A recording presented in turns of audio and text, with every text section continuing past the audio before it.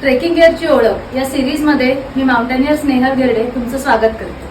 दऱ्याखोऱ्यात भटकत असताना किंवा ट्रेक करत असताना पाणी दिसतंय पण प्यायचं का नाही ही जर शंका तुमच्या मनात येत असेल तर हा व्हिडिओ खास तुमच्यासाठी।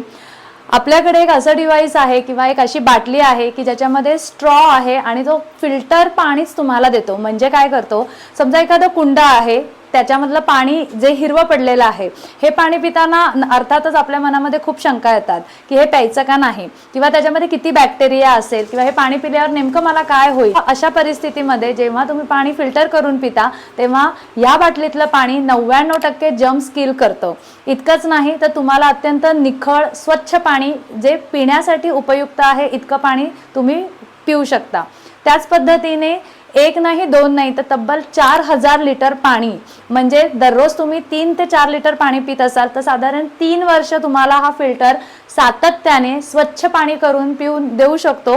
जो अत्यंत घाणेरडं पाणी किंवा वास येणारं पाणी असेल तर ते देखील पिण्यायोग्य तुम्हाला बनवून देऊ शकतो। तर अशी बाटली आपल्याकडे उपलब्ध आहे, ते म्हणजे लाईफ स्ट्रॉ ह्या ब्रँडची। अशा ट्रेकिंग रिलेटेड योग्य वस्तू आणि त्याचं मार्गदर्शन मिळवण्यासाठी निगडीमधील आमच्या जी ट्राईब ॲडव्हेंचर या शॉपला आवश्यक भेट द्या।